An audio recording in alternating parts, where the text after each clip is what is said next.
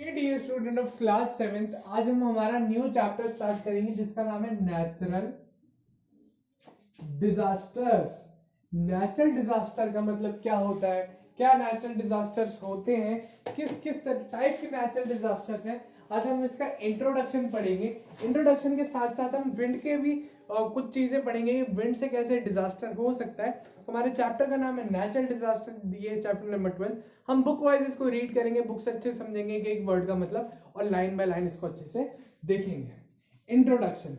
Nature has gifted us with air, water, trees and many resources. जो nature है उसने हमको बहुत सारे अलग अलग तरीके के रिसोर्सेज दे रखे हैं। एयर है, वाटर है, प्लांट्स है, ट्रीज, अलग अलग तरीके के हमको बहुत सारे रिसोर्सेज मिले हुए हैं that are essential for human life, जो बहुत ज्यादा जरूरी है इंसानों के जीवन के लिए। These resources make life possible on earth, और ये ही रिसोर्सेज जो है ये अर्थ पे हमारी लाइफ को पॉसिबल करता है। But sometimes this gift can become more deadly, पर कई बार जो यही गिफ्ट बहुत ज्यादा डेडली हमारे लिए बन जाते हैं, बहुत ज्यादा हमारे लिए जानलेवा साबित हो जाते हैं। The breezy wind that gives us life can also turn violent and take the roof of our heads। जो ये ब्रीजी विंड है, जो ये ठंडी ठंडी हवा है, ये कई बार अगर बहुत ज्यादा तेज चल गई तो हमारे जो हमारे सर के ऊपर जो छत है ना, ये उसको भी उड़ा के एक बार में लेके जा सकती है। इसमें इतनी ज्यादा शक्ति होती है। Similarly the water without which life doesn't exist और इज पॉसिबल, जो पानी है जिसके बिना हमारी लाइफ बिल्कुल भी पॉसिबल नहीं है, can drone every bit of life on the planet. और यही जो बारिश है, यही जो पानी है, ये साथ में बहा के ले जा सकता है जितनी भी लाइफ एग्जिस्ट करती है इस दुनिया में, जितनी भी इस दुनिया में यानी जितने भी इस प्लैनेट पे जीवती चीजें हैं, ये उन सबको बहा के एक बार में एक साथ में ही लेके जा सकता है। Such natural calamities are called disasters. और ये जो नेचुरल कैलामिटीज है यानी जो नेचर के द्वारा जो ये चीजें होती है, उसको हम क्या बोलते हैं, वो नेचुरल डिजास्टर्स। क्या बोलते हैं? Natural disasters. Disasters are sudden calamities causing great loss of human as well as animal lives। ये नेचुरल डिजास्टर होते हैं, नेचुरल कैलामिटीज होती है। इनको ये इस तरीके की चीजें होती है जो नेचर के द्वारा की जाती है, जिससे क्या होता है, बहुत ज्यादा बड़े लेवल पे जो इंसान है और जो जानवर है उन दोनों की बहुत ज्यादा हानि होती है, उनको बहुत ज्यादा मौत देखनी पड़ती है।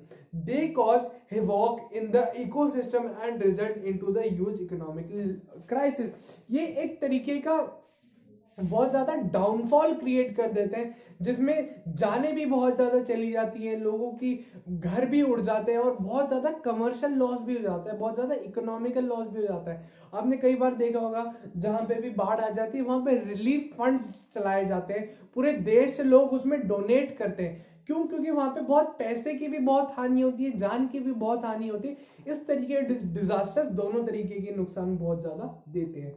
Earthquakes, floods, hurricanes, cyclones etcetera, all different forms of such calamities. ये जो अर्थक्वेक है, जो फ्लड आती है वो, ठीक है, हरिकेन्स यानी जो हरिकेन जो बहुत तेज विंड चलती है, बहुत ज्यादा भारी आंधी आती है, और साइक्लोन जिसको हम बवंडर कहते हैं। इस तरीके की जो नेचुरल कैलामिटी से बहुत ज्यादा नुकसान हमको दे सकती है विंड। अब बात करते हैं हवा की, विंड की। Moving air is called wind. जो हवा चलती है, जो एयर चलती है, उसको हम क्या बोलते हैं? Wind. The movement of air is due to uneven solar heating of the earth surface. ये जो हवा चलती है, ये क्यों चलती है? ये अनइवन यानी कहीं पे अर्थ पे ज्यादा गर्म हो रहा है, कहीं पे बहुत ज्यादा ठंडा हो रहा है, तो गर्म से ठंडे की तरफ कहीं हवा चलेगी, कहीं उल्टा हो रहा है, वहां पे ऐसा अलग तरीके से हवा चलती है। तो जिस भी जगह पे हवा बहुत ज्यादा गर्म है, यानी अर्थ जो है बहुत ज्यादा गर्म है, बहुत ज्यादा ठंडी है, अनइवन टेम्परेचर, अलग अलग टेम्परेचर की वजह से जो हमारे पूरे अर्थ पे हवा चलती है। It takes place at all scales, from local breezes generated by heating of land surface and lasting for few minutes to global winds resulting the solar heating of the earth। ये जो होती है, ये जो छोटी छोटी जो हवाएं चलती हैं, इससे लेकर जो छोटे बड़े बड़े जो तूफान होते हैं वहां तक, यानी जो छोटे छोटे लैंड गर्म होते हैं। आपने लैंड ब्रीज, सी ब्रीज पढ़ा होगा, हल्का गर्म यहाँ पे है, यहाँ पे ठंडा है, तो गर्म से ठंडे की तरफ थोड़ी हल्की हल्की हवा चलने लगी, शाम के टाइम पे थोड़ी थोड़ी हल्की हवा चलने लगी, जब जमीन थोड़ी ठंडी होती है। उसके उसके ही साथ साथ जहां पे इतनी तेज हवा चलती है, पूरी अर्थ गर्म हो जाती है, पूरी अर्थ ठंडी हो जाती है, जो हवा सबको एक साथ लेके ही गायब हो जाती है। The two major influences of the atmospheric circulation are different heating combination between the equator and the poles and the rotation of the earth planet। जो ये दो तरीके के जो कॉजेज होते हैं, जो बहुत ज्यादा गर्म से लेके बहुत ज्यादा ठंडे तक, जो हमारी इक्वेटर है, यानी जो इक्वेटर है वहां पे बीच में से लेके जहां पे बहुत काफी गर्मी है, पोल से लेके जहां पे बहुत ज्यादा डिफरेंस आ जाता है टेम्परेचर का, यहाँ बहुत गर्मी है वहां बहुत सर्दी है, उस वजह से हवा चलना, कई बार अर्थ का टेम्परेचर बढ़ जाना है, कई बार अर्थ का टेम्परेचर घट जाना, उससे जो ये अलग अलग तरीके की जो विंड्स है वो क्रिएट होती है। Given a difference in the barometric pressure between two air masses, यहाँ पे दो अलग अलग एयर मासेस जो है उनका डिफरेंस दिया गया है। Wind will arise between the two from the area of high pressure to the area of low pressure until two air masses at the same time at the same pressure. These flows, however, will be modified by the Coriolis effect of एक्स्ट्राट्रोफिसिस। अब क्या है, आपको बहुत simple तरीके से इस चीज को बहुत समझाया जाता है, ये बहुत कॉम्प्लेक्स तरीके से दी गई है। ये आप मान लीजिए कि ये एक जगह है जहां पे बहुत ज्यादा भरी हुई है चीज, ये आप एक टब मान लीजिए, ये बहुत ज्यादा भरा हुआ है, इससे एक बराबर की पाइप जुड़ी हुई है जो बिल्कुल खाली है, ये बिल्कुल खाली है। क्या आप मानेंगे कि ये ट्यूब खुली हुई है, आपस में एक दूसरे से ट्यूब जो है खुली हुई है, ये बहुत ज्यादा अगर भरा हुआ है और ये बहुत ज्यादा खाली है तो ये हमेशा भरा रहेगा और ये हमेशा खाली रहेगा? ऐसा नहीं हो सकता है ना। क्या होगा, कुछ समय बाद इससे भी इतना ही खाली हो जाएगा, यहाँ से जो बहुत ज्यादा भरा हुआ है वो खाली हो जाएगा, और जो बिल्कुल खाली था उसके अंदर भी आधी आधी हवा भरने लगेगी। इसी तरीके का जो कॉन्सेप्ट है वो इसके अंदर भी वर्क करता है, यानी एयर के अंदर भी इसी तरीके का जो कॉन्सेप्ट है वो वर्क करता है।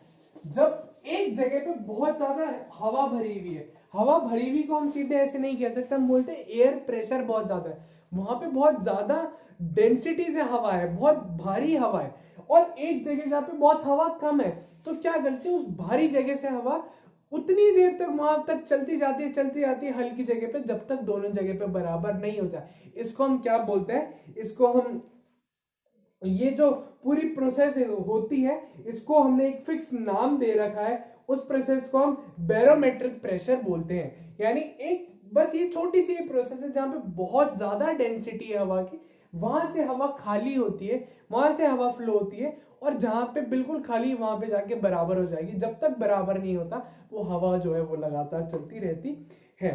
Wind can be classified either by there scale, जो हवा है उसको स्केल के हिसाब से भी डिवाइड किया जाता है। यानी स्केल का मतलब होता है किसी भी चीज को जब हम नापते हैं तो हम उसको किसी भी स्केल पे नाप सकते हैं, तो हवा जो उसको स्केल पे नापा जा सकता है। The kind of forces which causes them according to the atmospheric equation of motion।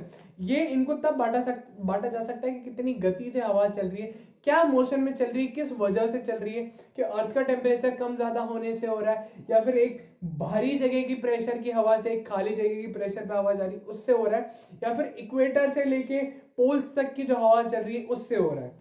ठीक है, तो अलग अलग तरीके से इसको डिवाइड किया जा सकता है। और द ज्योग्राफिकल और the geographic region which exist, और जो जियोग्राफिक रीजन है, जियोग्राफिक रीजन भाई जो पोल्स की हमने बात की और इक्वेटर की बात की, इक्वेटर से लेके पोल तक की जो कहानी उससे हो रहा है।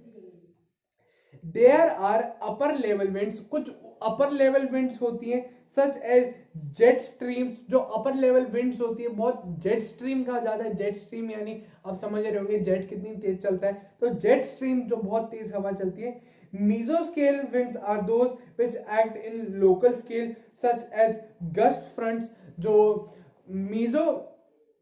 मीजोस्केल विंड्स होती है, यानी जो हल्की हवाएं होती है जो नॉर्मली चलती है, हम कई बार बोलते हैं तेज हवा चल रही है, उस तरीके की हवाएं such as gust fronts at the smallest scale, और जो सबसे छोटे स्केल पे होती है माइक्रो स्केल विंड्स होती है। आपने सबसे पहले जो देखी वो सबसे अपर लेवल थी, यानी जो बहुत तेज चल रही है, जो सबको उड़ा के लेके जा रही है। जो एक मीडियम, कई बार हम कहते हैं अच्छी हवा चल रही है, बहुत तेज हवा चल रही है, जितना हमको पता चल रहा है कि बहुत तेज हवा है, नॉर्मल के मुकाबले बहुत तेज हवा है, उसका मीजो स्केल हवा कहते हैं। और जो एकदम हल्की हवा चलती है, हम सोचते हैं कि बिल्कुल पतंग उड़ ही नहीं रही, बिल्कुल हवा चल ही नहीं रही, बिल्कुल चल रही है तो बहुत हल्की चल रही है, थोड़ी देर उड़ रही है फिर गिर रही है, थोड़ी देर उड़ रही है फिर गिर रही है, वो माइक्रो लेवल विंड्स कहलाती है, माइक्रो लेवल विंड्स कहलाती है, which blow on the scale only 10 hundreds of the metre. और जो 10 100 है, यानी जो 100 तक के, जो नीचे तक के मार्क्स है, जैसे आप गाड़ी चलाते होंगे 10 तक गाड़ी चलाते हैं, बहुत धीरे चलती है, 10 से 60 तक ठीक ठीक चलती है, अच्छी स्पीड पे चलती है, 60 से ऊपर जाते तो बहुत ज्यादा तेज चलने लग जाती है। तो ये जो हवा है वो 100 से भी नीचे चलती है, यानी जो 100 उनका स्केल है हवा नापने का, वो उससे भी नीचे जो है वो हवाएं चलती है। And are essentially unpredictable such as dust devils और माइक्रोबस्टर्स। और ये जो है ये हवा कई बार अनप्रेडिक्टेबल होती है, हम कई बार बोलते हैं ये तूफान से पहले की शांति है। उस बात का क्या मतलब है, उस बात में साइंस है कि अभी एकदम शांत हवा चल रही है, अभी तक कुछ पता नहीं चल रहा है, लेकिन अचानक से बहुत तेज हवा चलने लग जाती है।